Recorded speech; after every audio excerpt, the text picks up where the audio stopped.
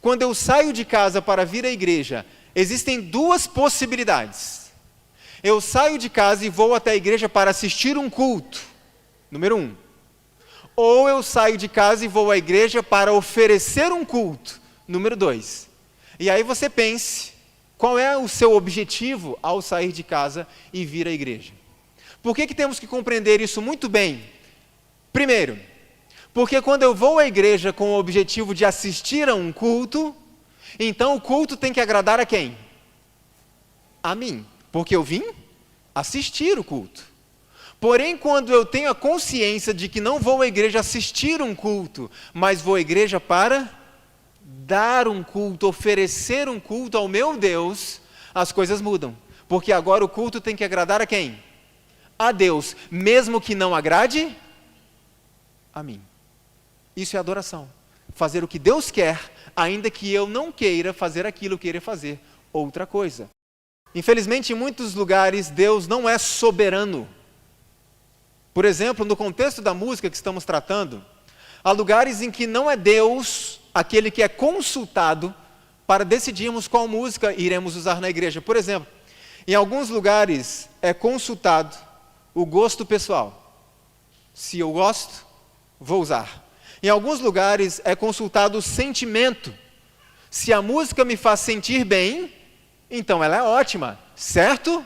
Não necessariamente. Lembre-se de uma coisa, no livro História da Redenção você vai ler que quando Eva tomou do fruto e o comeu, ela se sentiu muito bem. Então lembre-se que isso não tem a ver com sentimento, tem a ver com assim diz o Senhor. Cantai louvores, nós vimos ontem? Com inteligência, é o que a palavra de Deus exorta. Em alguns lugares, o critério utilizado para escolher a música é a cultura local. E aí nós vamos tratar sobre isso um pouquinho hoje à tarde. Em outros lugares é tratado ou é escolhido como critério a vontade da congregação. Qual é a música que a congregação gosta? É essa, então vamos usar. Em outros casos também é usado como critério a prática de músicos influentes. Todos somos pecadores, sim ou não? Todos nós. Então em algum momento nós vamos falhar. Então não podemos colocar no ser humano o nosso critério. Temos que buscar os princípios da palavra de Deus. Em alguns lugares é usado como critério a vontade dos jovens.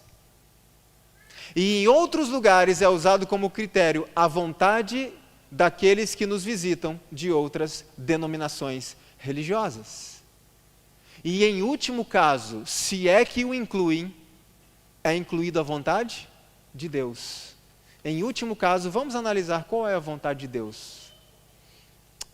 Esse deve ser o nosso primeiro critério, irmãos. Quais são os princípios que devem nortear as nossas escolhas musicais? Isso é adoração. É impossível oferecer a Deus uma verdadeira adoração, um presente realmente que o agrade, se nós não o conhecemos.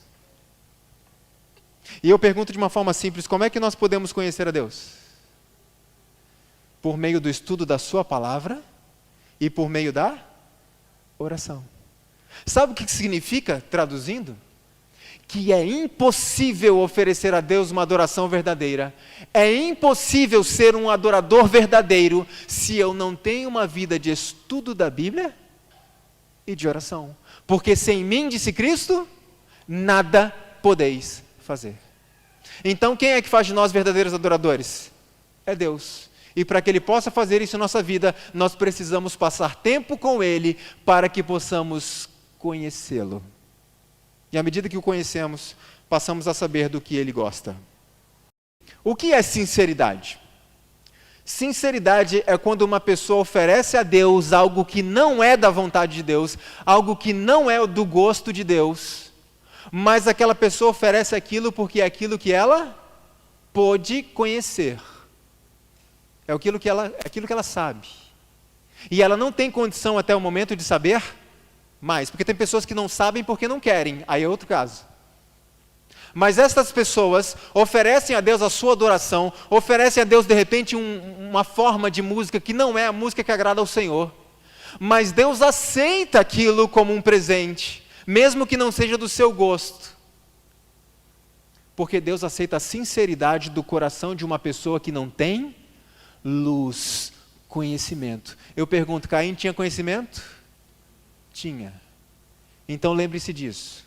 Quando Deus revela a sua vontade, filho, eu quero isto.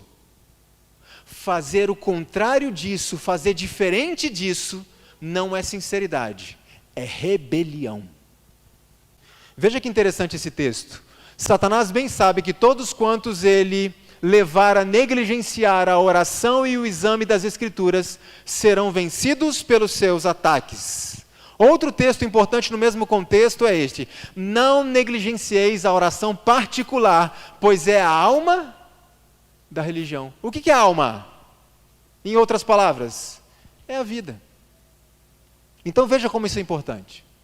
Vou repetir algo que eu disse ontem à noite. Por mais que eu tenha me graduado em música na melhor universidade do mundo, por mais experiência que eu tenha na área de música, por mais conhecimento técnico que eu tenha na área de música, se eu não tenho essa relação, essa comunhão diária com o Senhor por meio do estudo da Bíblia, da oração e da submissão, eu não estou habilitado a discernir qual é a música que agrada a Deus, porque eu não o conheço. E sem mim, disse Jesus, você não pode fazer nada. Por melhor que seja a escola de música onde você estudou, sem mim, você não pode fazer nada. Principalmente discernir qual é a música que agrada ao Senhor. Aqui diz que a oração particular, a comunhão com Deus é a vida da nossa religião. Então lembre-se de uma coisa, irmãos, dentro desse contexto musical, e lembre-se que eu sou músico. Então eu poderia estar fazendo uma propaganda para a minha área, para o meu grupo. Não, eu estou aqui para trazer a palavra de Deus. Lembre-se de uma coisa: a vida da igreja, a vida da religião, nunca estará na música. A vida da nossa religião, a força e o poder da nossa vida espiritual está onde? Na comunhão com Deus, no estudo da Bíblia, na oração, diariamente, em nosso lar, em nossa casa. Muitas vezes, quando isso não acontece, a nossa religião perde a vida. A nossa vida espiritual começa a esfriar. Esfriar? Arrefecer? É isso? Começa a esfriar. E nós então começamos a buscar uma série de estratégias para animar o culto. Vamos animar mais esse culto. E muitas vezes usamos certas estruturas musicais para trazer de volta o ânimo que foi perdido, e nós muitas vezes esquecemos que não é o culto que está deficiente, não é o culto que está morto, como muitas pessoas podem dizer. Na verdade, o que está morta é a minha vida espiritual, porque é na minha vida espiritual, é na minha comunhão com Deus que está a vida da religião, que está o ânimo e a alegria de estarmos na casa de Deus e dizermos como salmista: alegrei-me quando me disseram, vamos à casa do Senhor.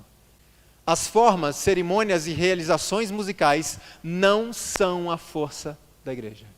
Qual é a força da igreja? Este livro, lido, entronizado no coração e exteriorizado por meio de ações práticas no nosso dia a dia. É aqui que está a força da igreja adventista do sétimo dia. Neste livro e nos joelhos dobrados em oração particular. Você e Deus. Interessante observar o que nos é orientado no nosso manual. E o nosso manual é para o mundo inteiro. Veja o que diz ali, na página 147. Se deixarmos de ser o povo do livro, estaremos perdidos e nossa missão terá falhado. Então lembre-se sempre disso. Aqui em Portugal nem tanto, mas no Brasil a música é muito forte para nós. Muito forte. Muito importante. Mas nós não somos o povo da música. E não podemos ser conhecidos como o povo da música. Nós somos o povo da Bíblia. Enquanto uma crise sem precedentes e de consequências eternas está se aproximando rapidamente, não podemos permanecer distraídos. Foi profetizado um grande reavivamento, um verdadeiro reavivamento para este povo, sim ou não? Mas antes de chegar, foi profetizado também um falso reavivamento. E isso já está acontecendo por aí há muitos anos. Significa que o verdadeiro está perto de acontecer. E eu quero participar dele. E eu quero que vocês participem também.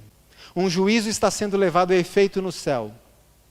Tal qual no tempo de Israel, é um momento de contrição, de exame do coração, de resgatarmos as nossas vigílias de oração, de estudo da Bíblia, de exame das Escrituras. Estamos no fim do conflito. Irmãos, vamos enfrentar um período tão difícil que nem o próprio Daniel conheceu. Um tempo qual nunca houve exige que tipo de preparação? E quando eu olho para Daniel, eu penso, Senhor, tem misericórdia de mim. Para eu me tornar como Daniel, ainda falta muito. Agora imagine para eu me tornar como Jesus. Agora isso pode acontecer? O Espírito Santo pode me transformar de tal forma que eu me pareça com Jesus? Ele pode, e eu confio nisso. É fé, puramente fé. Porque olhando para nós, não tem nenhuma condição nem de ser como Paulo, nem de ser como Daniel, nem de ser como Estevão. Mas olhando para Cristo, podemos. Porque Ele fará a obra em nós, se nós permitirmos, se nós nos submetermos a Ele. Senhor, o que queres que eu faça? Filho, eu quero que você faça isso e que você evite isso. Senhor, não compreendo o porquê. Na verdade, eu nem gosto muito destas coisas. Mas se o Senhor quer assim, eu vou fazer. Esse é o verdadeiro adorador.